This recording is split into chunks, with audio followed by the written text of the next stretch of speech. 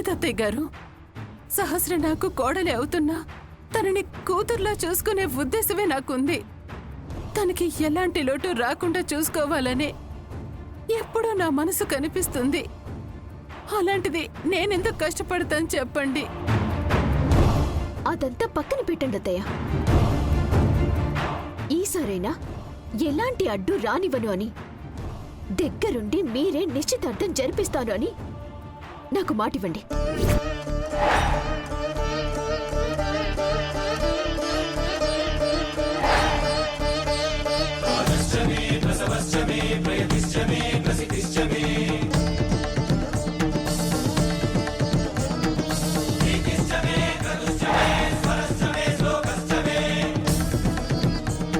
ఏంటమ్మా, నేను మాటిస్తేనే కాని నువ్వు నన్ను నమ్మలేవా?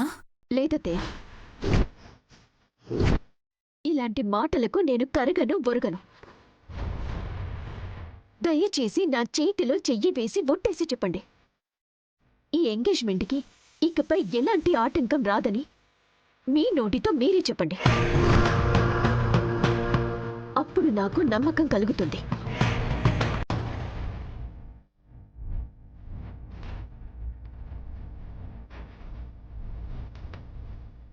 సరేనమ్మా, నేను వడ్డేస్తేనే నీకు నమ్మకం కలుగుతుంది అంటే నేను వడ్డేసి చెప్తాను.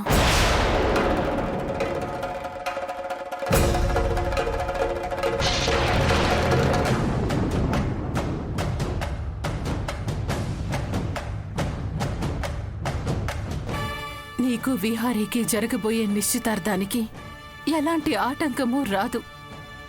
నా నుండి ఎలాంటి పొరపాటు జరగదు. ఇది నేనెక్కిస్తున్న మాట. ఈసారి నా ప్రాణం పోయినా నీకు విహారీకి జరగబోయే నిశ్చితార్థం ఆగదు.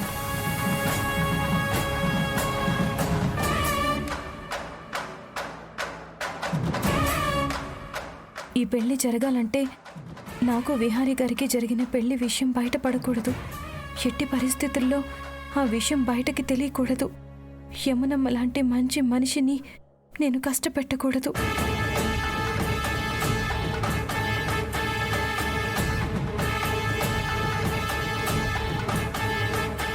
ఇప్పుడైనా నీకు సంతోషమేనా?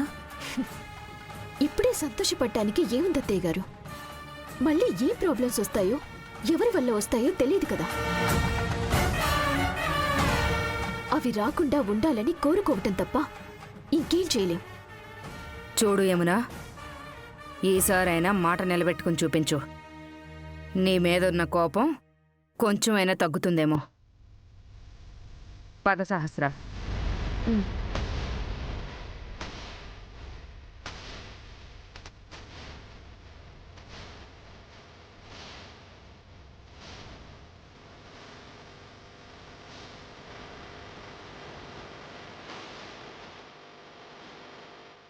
అమ్మగారు, మీరు బాధపడకండి. ఈసారి నిశ్చితార్థం ఎలాంటి ఆటంకం లేకుండా అయిపోతుందని నాకు అనిపిస్తోంది. మీరు కూడా అదే నమ్మకంతో ఉండండి. నమ్మకం ఉంటే సరిపోదు కదా లక్ష్మి. జరుగుతున్న పరిస్థితులు కూడా అలాగే ఉన్నాయి. అసలు ఎందుకు ఇలా జరుగుతుందో అర్థం కావడం లేదు. అలా అనకండి అమ్మా. ఈసారి అంత మంచి జరుగుతుంది. మీలాంటి మంచి మనసున్న మనిషికి మంచి జరగకపోతే ఇంకేం జరుగుతుందమ్మా?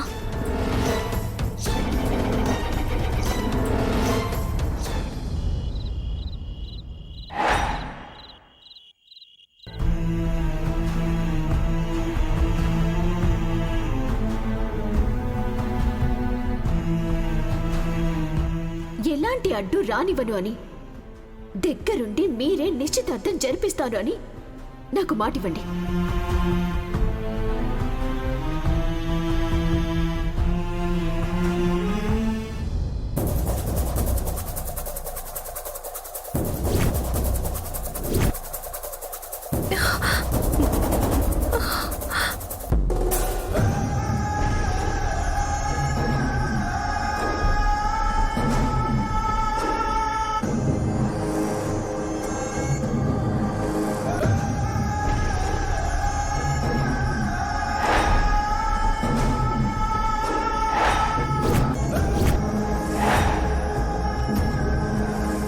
ఏంటి ఇందాక పండుతో ప్రవచనాలు పలుకుతున్నట్టున్నావు? ఎవరి గురించి? నా గురించేనా?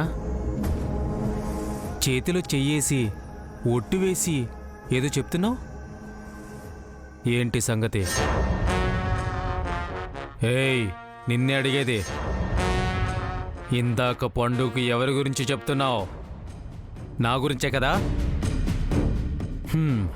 ఈ ఇంటి అల్లుడు ఎందుకు పనికిరాని వెధవా, పావలకు కూడా పనిచేయని చవట, అమాయకమైన అమ్మాయిల బంగారం ఎత్తుకెళ్ళే పనికిరాని వెధవని ఉన్నవి లేనివి కలిపి నా గురించే చెప్తున్నావు కదా?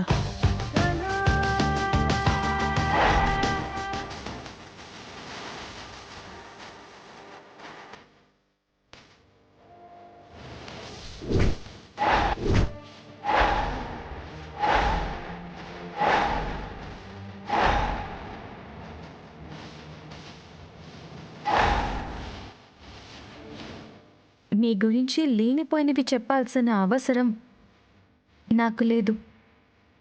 కానీ నీ గురించి నాకు తెలిసిన విషయాలు చెప్పానంటే ఈ ఇంట్లో మీకు స్థానం కూడా ఉండదు. అయినా మీరు చెప్పినవన్నీ నిజాలే కదా, ఇందులో కల్పించి చెప్పాల్సిన అవసరం ఏముంది? అంటే నా గురించి ఇంట్లో చెప్పాలనే ఉద్దేశం, నాకు ఈ ఇంట్లో స్థానం లేకుండా చేయాలనే ఉత్సాహం రెండూ ఉన్నాయన్నమాట నీకు. నాకు ఆశ్రయం ఇచ్చిన ఇల్లు దేవాలయంతో సమానం.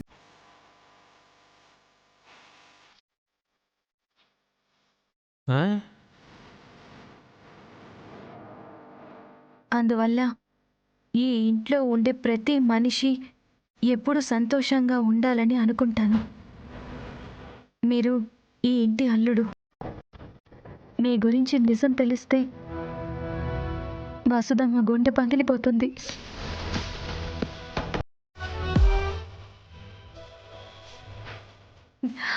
అయినా మీ ఇద్దరి మధ్య నేను సమస్యలు తేవాలని చూడను. నేను ఒక్క మాట మీ గురించి చెప్పినా ఈ ఇంట్లో కొత్త సమస్యలు పుట్టుకొస్తాయి.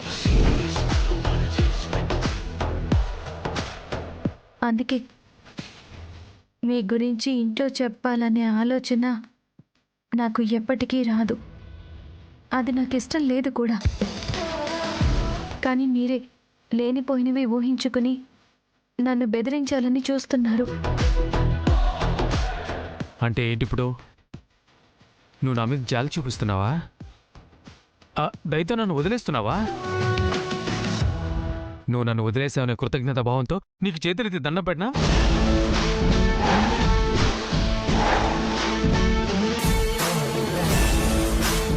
మీరు కాపు కాసి వేటాడే రకమని నాకు తెలుసు. చేతులెత్తి దండం పెట్టే రకమని నేనెలా అనుకుంటాను?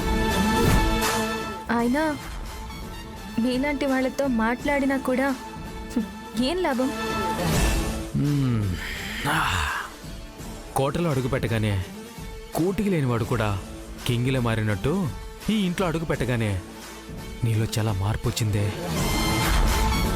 భయం తగ్గింది, ధైర్యం పెరిగింది, తల ఉంచుకొని చిత్తం అనే బానిసతత్వం పోయి తల ఎత్తి సూటిగా చూసే గుణం పెరిగిపోయింది.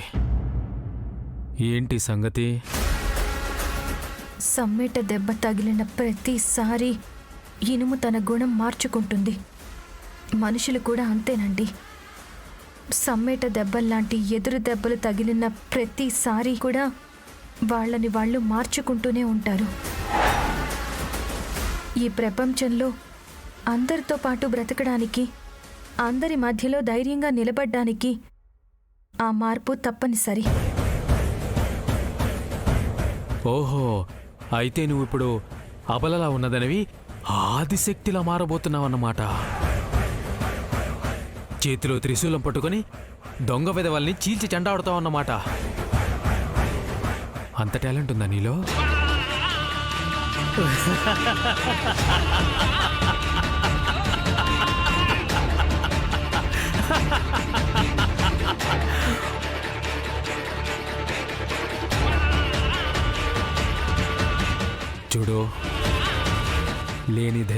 తెచ్చుకొని 4 మాటలు సూటిగా చెప్పేస్తే నేను భయపడిపోతాను అనుకుంటున్నావా?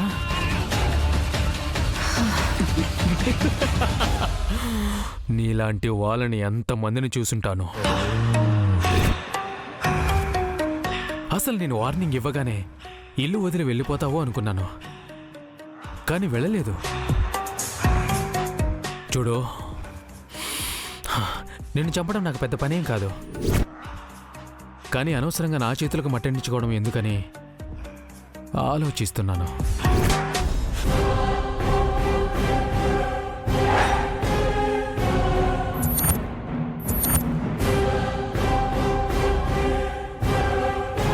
ఈ లక్ష్మి ఎక్కడుంది?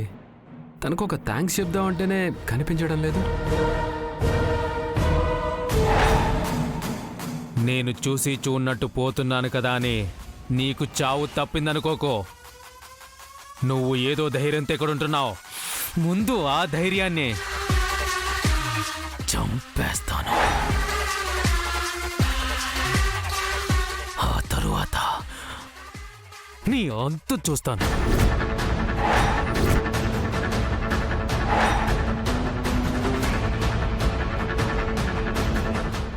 లక్ష్మి, ఏదో ధైర్యం కాదు, నిజాయితీయే నా ధైర్యం. నేను నిజాయితీగా ఉన్నంత వరకు ఎవ్వరికీ భయపడను, ఎవ్వరికీ తల వంచను. తప్పులు చేసిన మీరే ఇంట్లో తలెత్తుకుని తిరుగుతున్నారు. ఏ తప్పు చేయని నేను ఎందుకు భయపడాలి?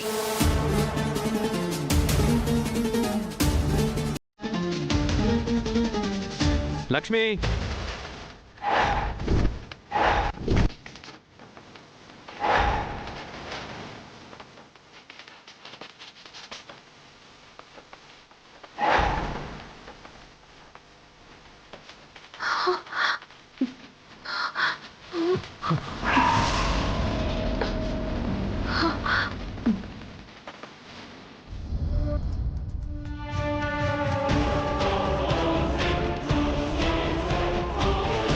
లక్ష్మి, బిహారీ గారేంటి నేరుగా నా దగ్గరికి వచ్చేసారు? ఇప్పుడు నేనేం చేయాలి? నా ముఖం ఎలా చూపించాలి?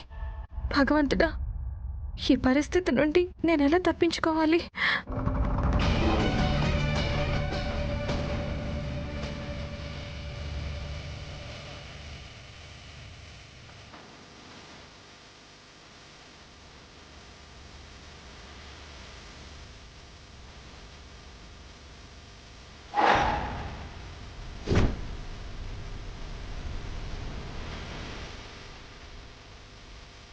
లక్ష్మి,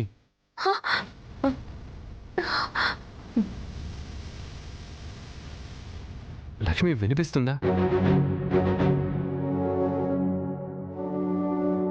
లక్ష్మి, ఒకసారి తిరుగు.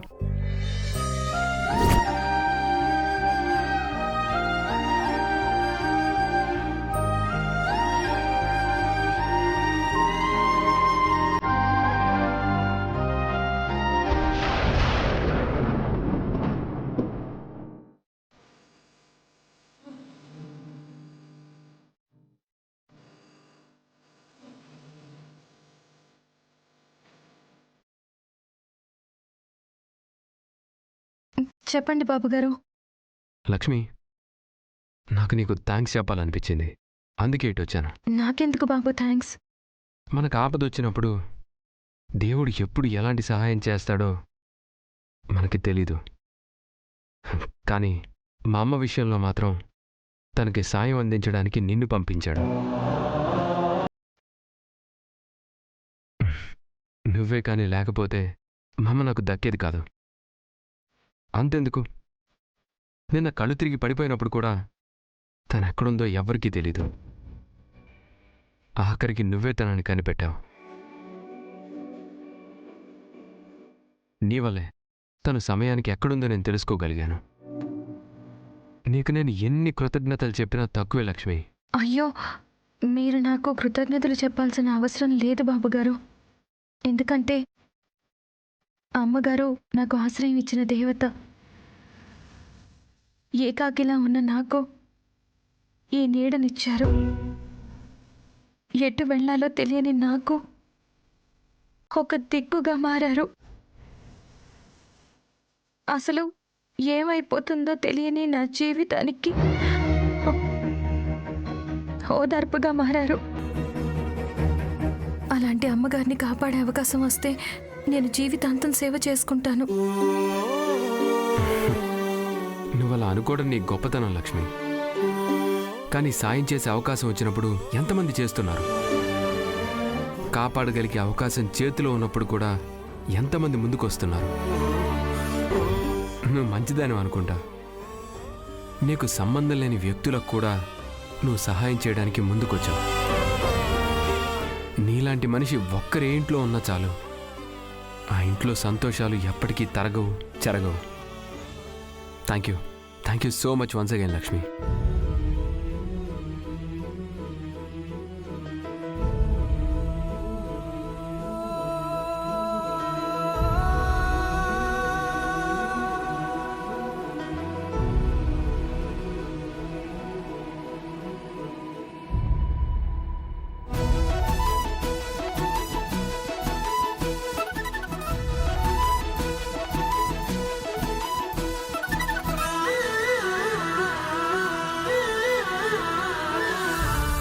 ఆయన మనిషికి సాయం చేయడం మానవత్వం బాబుగారు. అందులోనూ యమునమ్మ గారు లాంటి మంచి మనిషికి సాయం చేయడం నా అదృష్టం. దీనికి థ్యాంక్స్ చెప్పాల్సిన అవసరం లేదు బాబుగారు. సరే, థ్యాంక్స్ నేను వెనక్కి తీసుకుంటాను. కానీ నీకు ఏ హెల్ప్ కావాల్సి వచ్చినా అమ్మని కానీ నన్ను కానీ అడుగు, సరేనా?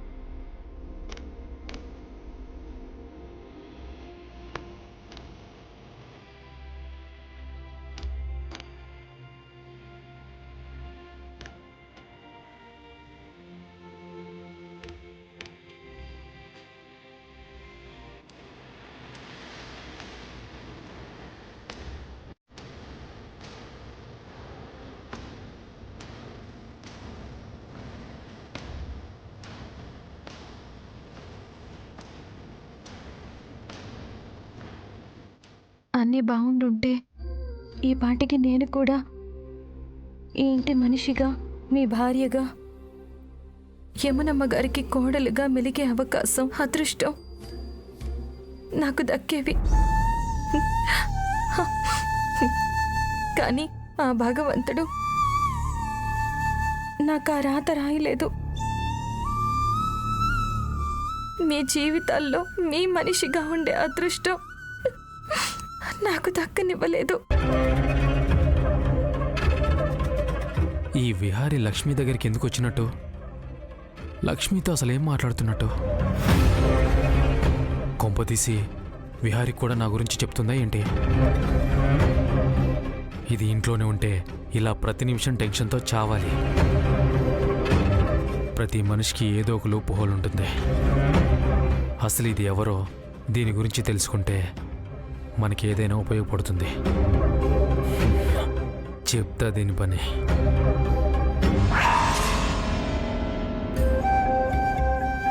కట్టుకున్న వాడిని కళ్ళెదురుగా పెట్టుకొని కళ్ళారా చూసుకోలేకపోతున్నాను. అలా అని చెప్పి బిహారీ బాబు గారికి ఎదురుపడలేను. యమునమ్మ గారిని ఇలాంటి కఠినమైన మనుషుల మధ్య ఒంటరిగా వదిలేసి వెళ్ళలేను. ఈ సమస్యకు పరిష్కారం ఎప్పుడు దొరుకుతుందో ఏంటో.